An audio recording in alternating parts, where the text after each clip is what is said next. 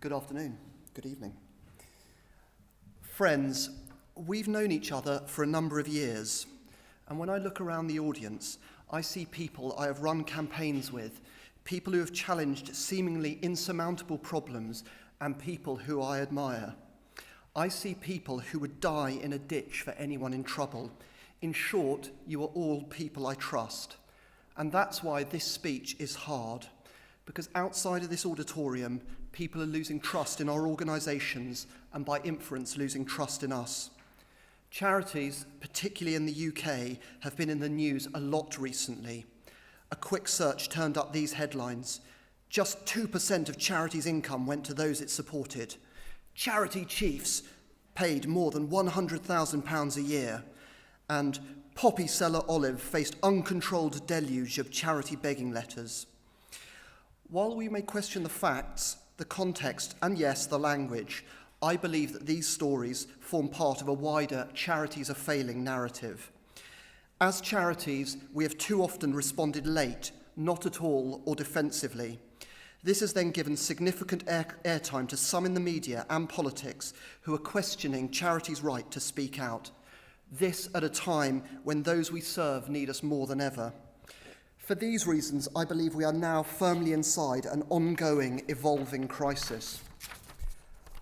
Isaac Asimov's Foundation novels feature a character named Harry Seldon who predicts the collapse of his own civilization. And before I go on, yes, this is about science fiction, but this is also a wonderful read for those interested in politics and economics. Seldon tells leaders that if they take immediately and consistently, the collapse will still occur, but the world will emerge 1,000 years sooner from the cataclysm. At first, Seldon is marginalised before the leaders realise he is right, even coining the phrase, a Seldon crisis, to describe what is happening. Friends, I believe that the charities sector in the UK now finds itself within a Seldon crisis, and not enough of us have fully grasped the scale of what is going on. This partial awareness has led us to three partial responses. Firstly, a classic free-riding situation where some charities are waiting for other charities to speak out, hoping they themselves can keep their heads down. Others have taken the view that innovation, process, and maybe a shinier brand can guarantee their safety by engineering their way out of this crisis. I believe, however, there is another way, namely that we commit ourselves to rebuilding our charities for the 22nd century from the ground up. Starting now. That was bold, wasn't it? Starting now. I care deeply about creating change in people's lives, and as many of you will know, have spent the last 11 years campaigning for UK charities. I left the charity sector partly because I believe that my next 20 years can be best spent helping charities reinvent themselves so they can keep changing the world into the next century. I now offer, in a spirit of friendship, a series of ideas for consideration and discussion as to how we can collectively survive the storm.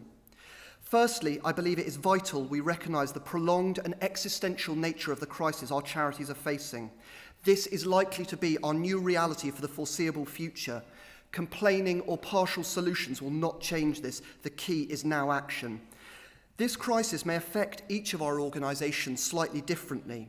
At some stage, most of us, likely in the future, will have a failed campaign launch, a rebrand that doesn't connect, or a problem in one of our services. And while the individual example is obviously important, think of it as a spark, it is just as vital to explore how our incident could become fuel for the wider Charities in Crisis story. By acknowledging our interconnectedness, we each get a clearer view as to how to take action on our own problems. By seeing that we are all linked, we also escape the free-riding problem. A crisis for one is a crisis for all. As campaigners, my view is that we will increasingly be required to be influencing directors and trustees to give them the confidence and courage to speak out. For if we don't, when the crisis hits us, others are far less likely to come to our aid. Together, we must ensure that not speaking out does not become the new normal for charities.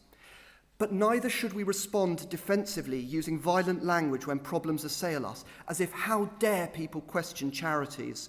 To quote Gandhi, I cannot teach you violence as I do not believe in it myself. I can only teach you not to bow your heads before anyone, even at the cost of your life. So if our response is not to be defensive, what could it be? I would suggest we consider committing to long-term listening, understanding and reinvention, all to rebuild trust, however long this takes. This is about us reconnecting with our supporters, beneficiaries and staff around the difference we make, and it is about us addressing fundamental questions like, when I die, what do I want as my legacy, and what are our charities uniquely placed to do? I believe we need to set out a compelling version of the present and the difference we make. We then need to paint an equally unforgettable version of the future and how we are going to get there. We need to ask people to join us on 50-year missions, not 5-week DM campaigns. Other necessary changes may become apparent, including painful ones.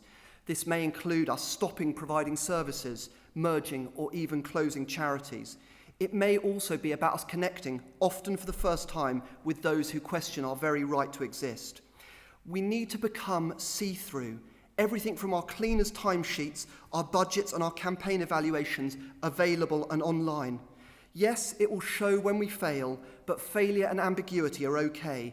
We just need to get more comfortable talking about them. This work is about us focusing on how to solve the biggest problems facing those we serve, rather than perpetuating our own jobs. Are charities fit for this century, let alone the next? My view, and I could easily be wrong in all I've said, is that currently too few are. Can we reinvent ourselves to provide 1,000 times more outrageous impact for those we serve? Absolutely. This work must begin now. Thank you very much.